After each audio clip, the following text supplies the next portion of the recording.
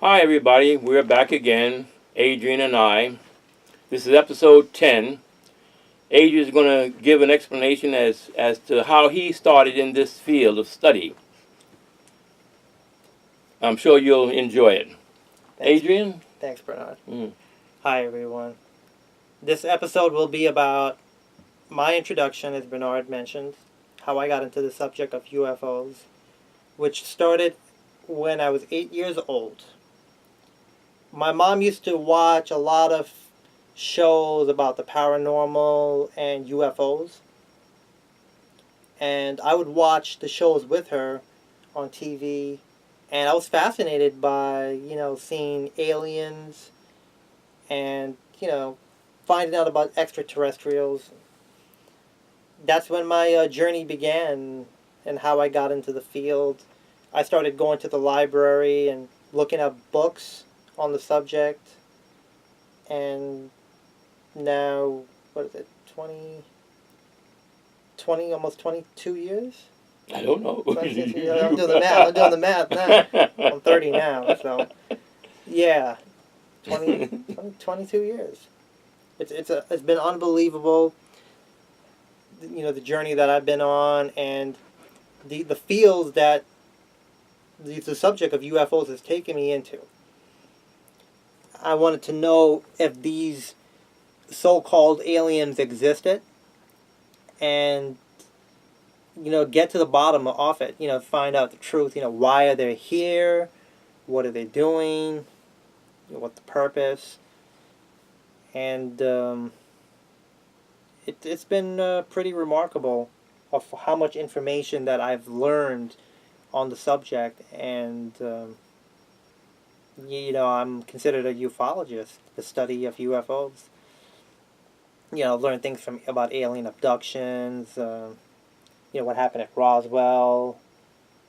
Pretty much almost everything. I mean, there's probably things I still haven't learned yet.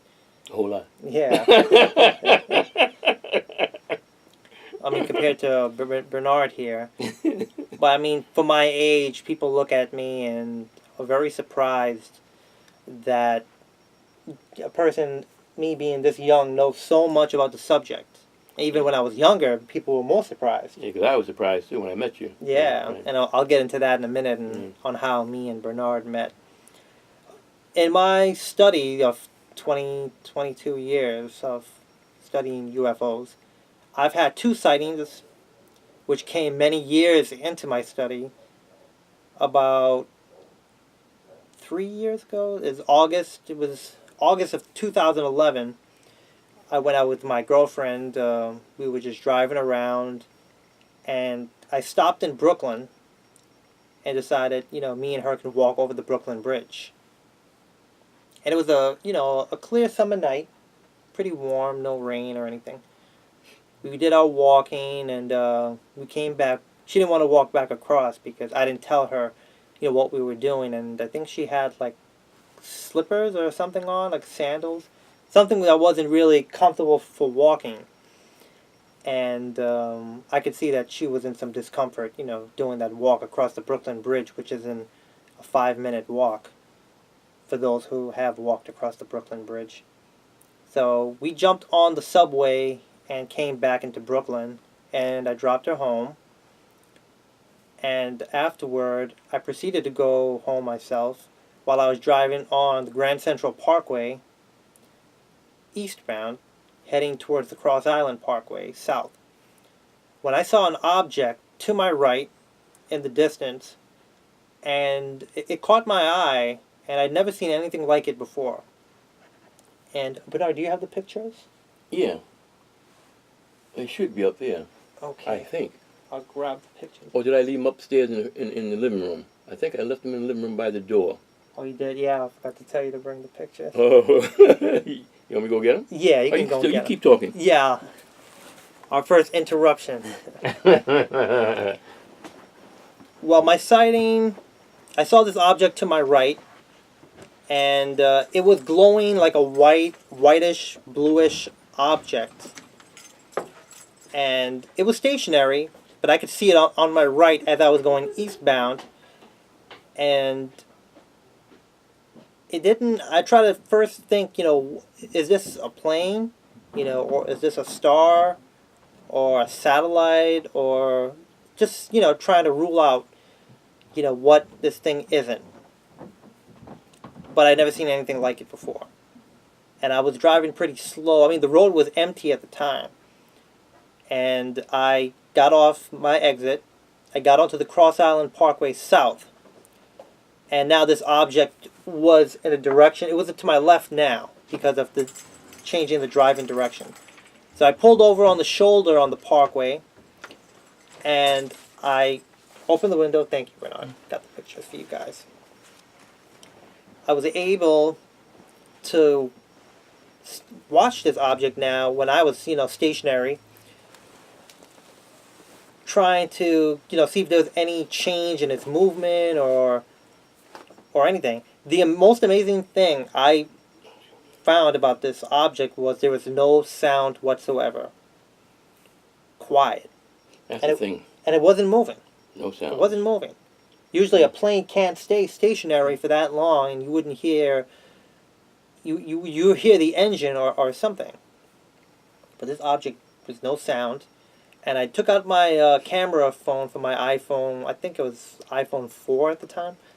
And I took a picture of the object. And I took the pictures. I had them professionally printed. And I actually had asked the guy to zoom in the object so you can see more of the shape. And that's another thing I wanted to mention. After I took a picture of this object, it was about 3 o'clock in the morning, so I was pretty tired, walking around, especially walking on the Brooklyn Bridge. And it was a hot night. And I wasn't drinking or under the influence of anything, in case you guys are wondering. I decided to go home. I should have stayed longer with the object, now that I look back, on it. When I got home, I looked at my phone, the picture of the object I took, and I zoomed in with my finger. You can do that with these iPhones. If you want to, see the picture, zoomed in, you can do it with your finger. And zoom it in. Yeah, I don't know about those things. Yeah, he doesn't know about it. Two contraptions. But what was even more amazing was there was a shape to this object, which I will show you guys in the picture.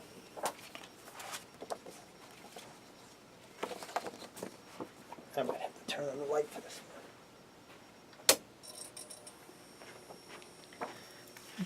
This is the object. I don't know, it'll be hard for you guys to see.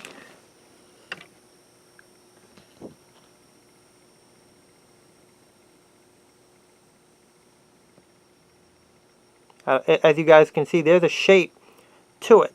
Now this is a zoomed out picture. I know there's a lot of glare coming in. You guys can make it out right there. And this is the one that's zoomed in. It was really incredible, to see this object. Bring it closer so you can get a better view at it. I also had the professional photographer do a black and white. Maybe I thought I could do something for, guys to see, the shape of it, which I think you can.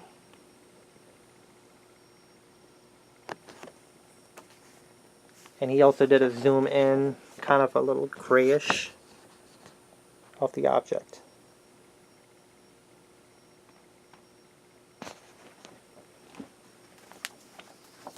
A lot of times cameras don't pick up the picture like you see it with your eye. Yeah, with That's your the eyes. only thing. But yes, guys, that's what I saw on August 2011. That was my first sighting. I actually made a report to MUFON the very next morning about the incident. I didn't get a response from MUFON. And it was, the next sighting I had was the 4th of July. Well, it was really the 5th of July because it was past midnight of 2013, which was last year, almost a year ago. I was supposed to go and see the fireworks. I wanted to take my girlfriend to Brooklyn to go and view the fireworks. But there was a miscommunication and it kind of got late. So we decided not to do it.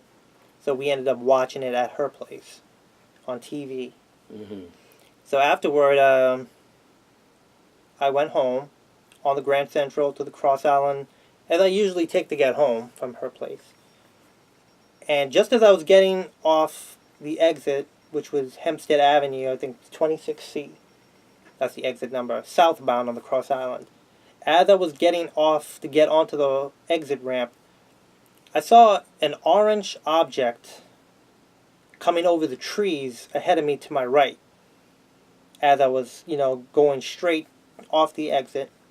And it was moving right above the trees, coming over. The best way I can describe it, it looked like a basketball, like a glowing basketball that was on fire, that was coming across the trees. And it was moving slowly. And at first, I was thinking about other things as I was driving. And then I saw this object through my peripheral vision. And then I looked at it. And just like the first object, I'd never seen anything like it. So I immediately slowed down and was just watching this object. I stopped the car, and I brought a pair of binoculars with me that Bernard gave me as a gift to see, any UFOs if I look outside. And I brought those binoculars with me to go see the fireworks, with my girlfriend. But I still had them in the car even though we didn't go. And I grabbed the binoculars and I looked up at this object, and I could see it looked like it was on fire. It was glowing orange, and it was just it was really something. I think this sighting was a much better, closer sighting than the first one that I had. And it was still going over the trees, and I dropped the binoculars in the car, and I grabbed my iPhone, which I had plugged in to my USB port because I listened to my music in my car. And I left my car with the door open and everything, with the engine running, and I ran into the park right across the street as you get off the exit. So I ran into the park. Now, this is after midnight now. Mm-hmm. Sometimes you have homeless people in the park, or, people, doing things they're not supposed to be doing. It's dangerous. And I'm walking there with my phone, my car left open on the street.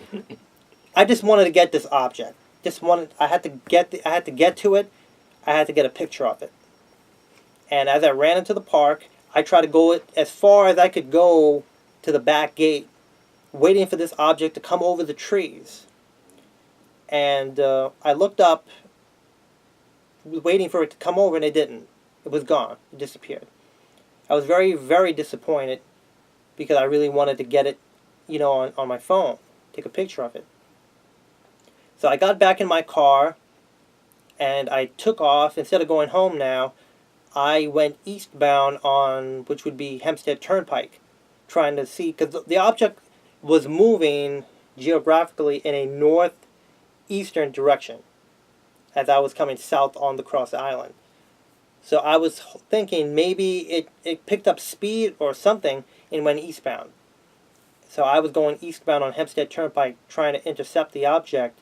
I didn't see it at all because I was really looking for it. So I made a U-turn and came back in a western direction to get back on the Cross Island to go north in case this object went north instead of east.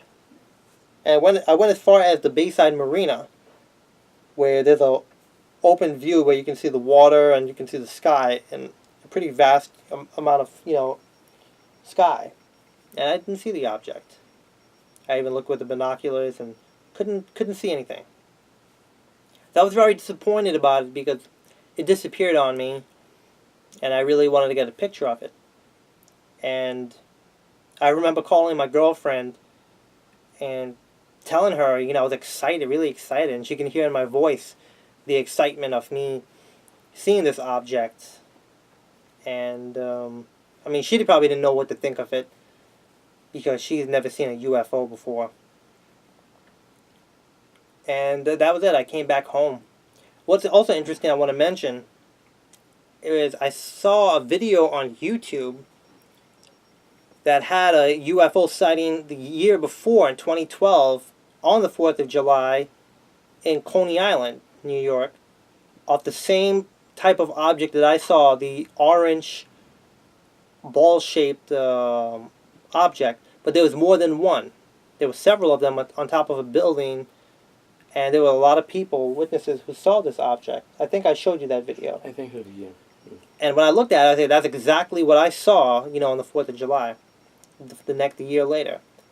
And I knew it wasn't any firecracker or firework or anything like that, because this object was, if I had to describe it in size, it'd probably be a size of maybe like a hatchback, or maybe a small SUV or crossover in size if I had to be up close to it. But I mean, it was above the trees, so it's going to look smaller further away. But it was much closer than my first sighting, which was, much higher in the sky, almost where a plane would be. But this one was right over the trees, and it was incredible. It really was. Now I look back at it, I think the mistake that I made. I think the object knew that I wanted to get a picture of it, that I wanted to capture it, and it took off on me. I think it picked up my thought waves and knew what I wanted to do. And I feel now that I shouldn't have done it. What I should have done was try to telepathically or even verbally communicate with the object and say, I want to talk with you, or meet with you, or land, or something along those lines, where maybe it knew, because these beings, I believe they have the ability to know a certain person's life. Maybe they keep tabs on people, or they know certain things that we don't. Maybe they know that I'm in this field of study, and that I'm trying to get the word out to others. Maybe they felt at this time in my life that they wanted to show themselves to me, but when they picked up my thought waves, they probably knew that I wasn't ready for maybe a more in-depth experience. Sometimes I think they try to do these things to awaken you. Yeah. To this field of study. Yeah. I mean, it was really incredible, but if I ever have a sighting again, I'm not grabbing the phone, I'm not grabbing anything, I want to communicate with the object. That's what I'm going to do if I ever have another encounter, which I hopefully, I will again one day. And I mean, with things going on, with today in the world, and there are more and more sightings, so I think, things are going to start to happen. Yeah, when you were saying that was reminding me of that statement in the Bible. It seemed to be a prediction. It was in Mark, saying there would be earthquakes in divers places, there would be famines, rumors of wars, and all kinds of tribulations. And they said that was just the beginning of man's sorrows. Then shall they see the Son of Man coming in the heavens with great power and great glory. And I think a lot of people are seeing these things today. They're increasing because of the state that we're in. Wars, rumors of wars, famines, droughts, and all kinds of things happening. And they're coming to, I guess, to hopefully help us, once we recognize. And Hawaii recently just put out a welcoming mat. They're putting out something in their area to welcome the people. That's nice. Yeah, I just saw that not too long, about 3 days ago, I think. Professor heard about it. Then I went on the computer and I saw it on the computer. But my study into the field of UFOs, I've learned a lot of things. I'm still learning, and I believe they exist. Even before my sightings, I came to the conclusion that these beings exist.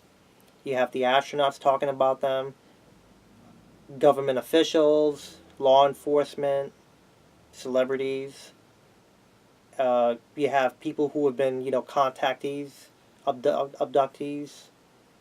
You have scientists talking about them, doctors, Dr. Roger Lear, who's removed alien implants, who had recently passed away. Guys like Bud Hopkins, who've done hypnosis on abductees. Professors, there's a guy, Dr. PhD John Mack, who went to what? Africa, somewhere in Africa. What school did he go to? Harvard. Oh, he went. Yeah, he was a Harvard. professor. He was pretty high up in the Harvard. You know, and Yeah. yeah. And he went into this field, having all types of ridicule. Yep. Yep. But he came to the conclusion that there's something else going on here. And I mean, the studies I've been on it's been an amazing path. I always try to keep an open mind. Whatever, sources I take in, I just don't say, yeah, they do believe. I really have looked into things and try to put the pieces together and see that, like, if so many people are saying that these things exist, there's definitely something else that's going on. People throughout the ages, thousands and thousands of years, if not millions, that these objects have been coming, here and making contact with civilizations here on Earth. And, of course, in space, I've seen pictures, videos from NASA of these, objects in space having intelligent maneuvers. Recovered UFO crashes that they've reverse engineered. Philip Corso talked about it. Yeah. There's so many things. I mean, like Stanton Friedman always says, there's a truckload of evidence of the subject of UFOs, and the truck is so big, where can we park it? The evidence is overwhelming. And little by little it's coming out, and I feel that our brothers and sisters, I like to refer to them as,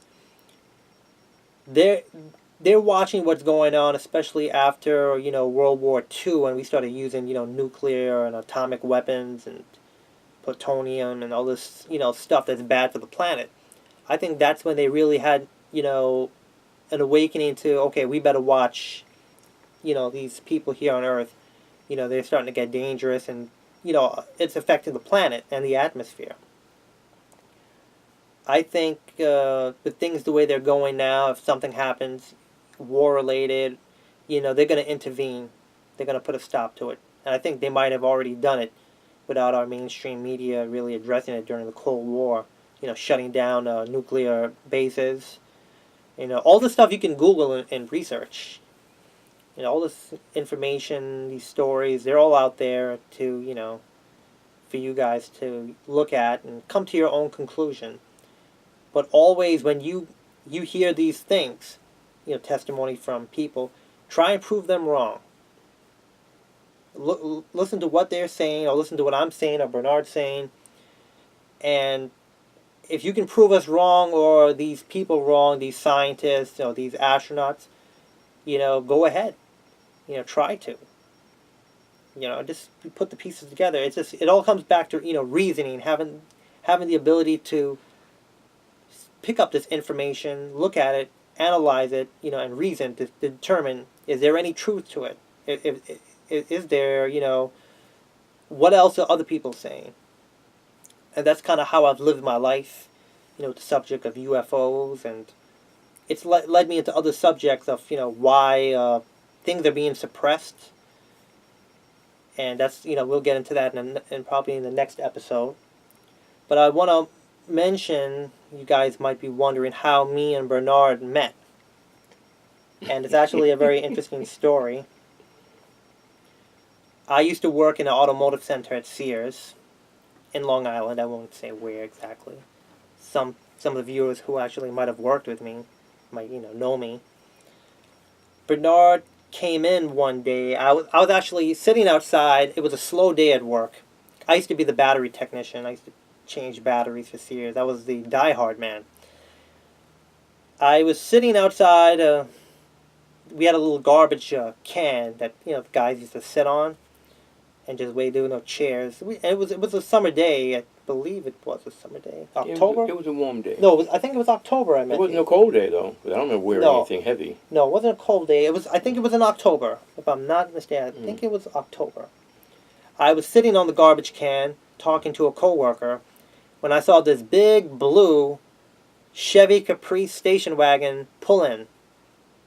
And whenever, us guys standing outside would see a car pull in, we would try to, guess, what they're coming in for. because the Sears had operated off a commission system. We used to get like a small salary plus commission of whatever work we did. If we sold a battery, we'd get like a commission for it.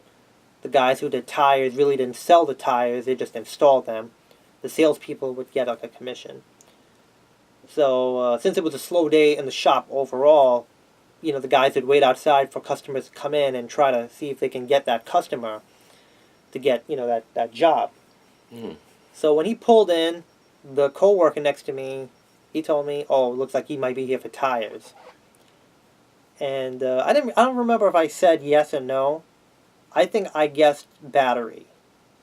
That he came in for a battery, and then I saw this man come out of the car, light-skinned old man, come out the car. He had his combat hat on. Yeah. Which I'll explain that. And he got out the car, and he spoke to us from a distance. He said he needed to get a battery. And so I said, "All right, come and pull the car in," because customers used to have to drive in. So when he drove in, and I saw all the stickers, he had a whole bunch of stickers and things on his car. He used to decorate it.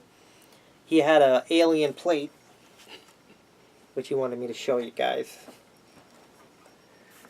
This is the alien that he had on his window. I don't know if you guys can see it. I want to make sure there's no glare.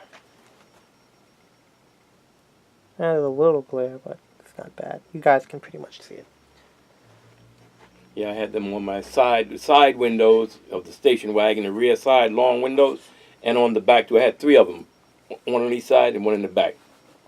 So when I saw that and he got out the car, of course, me being a ufologist into the study of UFOs, and I see a guy having all the stickers about aliens on his car, I remember saying to him, "What do you know about that?" And then he laughed, and then we started talking as I was working on his car. If I remember correctly, I hooked you up. I gave you a big discount. Oh, okay. But I don't work. I don't work there anymore, so I can say I really took care of him really good. Yeah, he told me about his sighting in Korea and how he's been studying it for, at that time I think it was in 2009, so it might have been what? 50 some odd years, I think. I'm into 58 years now. 58, yeah. 50. So it's 50 something then. I forget, I don't know.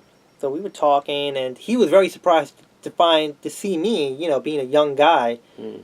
I think at the time I was maybe 25, 25 years old, 24 maybe. That I was into the subject of UFOs, and I'd been studying it since the age of 8. So he was very surprised by that, and I made sure to ask him, what's your phone number? I wanted to give him a call. I wanted to talk to him. I really didn't know too many people in the subject that were into it, especially someone who had a sighting. So I made it my business to, call him. We spoke later that night. We had a good conversation. And I think maybe it was the next day or the day after, he came back to Sears. I brought you something, didn't Yeah, I? he brought me a little stuff that he put together. No, I forgot that. So yeah, about the UFOs and Jesus and things that he put together that he gave to me, and I was very appreciative of it. And I remember I had a DVD on UFOs by Dan Aykroyd, like an interview with Dan Aykroyd, and he hadn't seen it, and I lent it to him. And one day he invited me over to his house, and that's how our friendship formed. And he's one of the most remarkable human beings that I've met. One of the nicest people I've ever met, and I didn't have the opportunity to meet his wife Dolly, but he's told me amazing things about Dolly, and he's more than just a friend, a mentor. He's like my second father, and I feel closer to him maybe than my own father. The bond that we have, it's very strong, and things that he's done for people, things he's done to help me, animals, and I appreciate things that he's done and he's doing now for people and helping them, getting information out, wanting better for society, and things that he's learned in the order, things that he's sharing with me.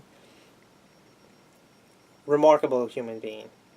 You know, the world needs more Bernard Halls. You know, class act. Yeah, class act. Yeah, one of a kind. Yeah, you know, in the day that we met, I was going to come there a different day, Mm-hmm. and something happened. I said, no, I'll go the next day at a certain time, a little earlier, or something like that. Probably if I'd have came the other time, you might not have been there, or you might have been doing something else. You know, we might not have met. But the reason you mentioned my cap, the reason I wear all my things dealing with my services and things like that is not because I'm what they call gung-ho. I wear it because people ask questions, and that's what I have. That's why I wear all those things.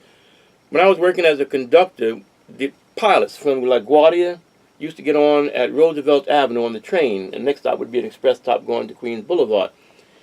And when I think it was 2 or 3 pilots got on, they sat down. When we started moving, I know we had enough time. I came out of my booth, my compartment, and went over to the pilots and said, "Excuse me." I said, "Have any of you ever seen any UFOs?" This is what I do. I don't care. I ask people this. That's why I have all these things. That's why I wear it. Ask questions. If people ask me certain things, I ask things back.